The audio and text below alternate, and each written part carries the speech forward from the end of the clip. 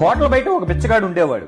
ఎప్పుడైతే హోటల్కి జనాలు ఎక్కువగా వస్తారో అప్పుడే సైలెంట్ గా హోటల్లోకి వెళ్లి ఆ హడావిడిలో భోజనం చేసి బిల్లు కట్టకుండా మెల్లిగా బయటికి జారుకునేవాడు. ఒకరోజు అలాగే భోజనం చేసి బిల్లు కట్టకుండా వెళ్లిపోతుంటే ఒక వ్యక్తి చూసి కౌంటర్ దగ్గరికి వెళ్లి ఆ హోటల్ యజమానికి, చూడండి వాడు భోజనం చేసి బిల్లు కట్టకుండా జారుకుంటున్నాడు. అది విన్న యజమాని చిరునవ్వు నవ్వుతాడు.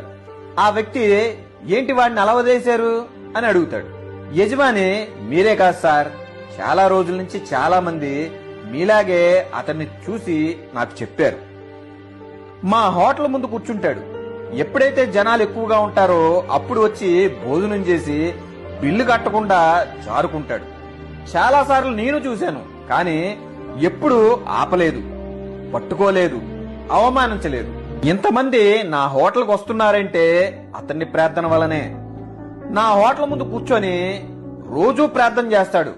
ఎక్కువ జనాలు ఉండేటట్టు చూడు దేవుడా, ఆ హడావుల్లో నేను నా ఆకలి తెచ్చుకొని వచ్చేస్తాను అని.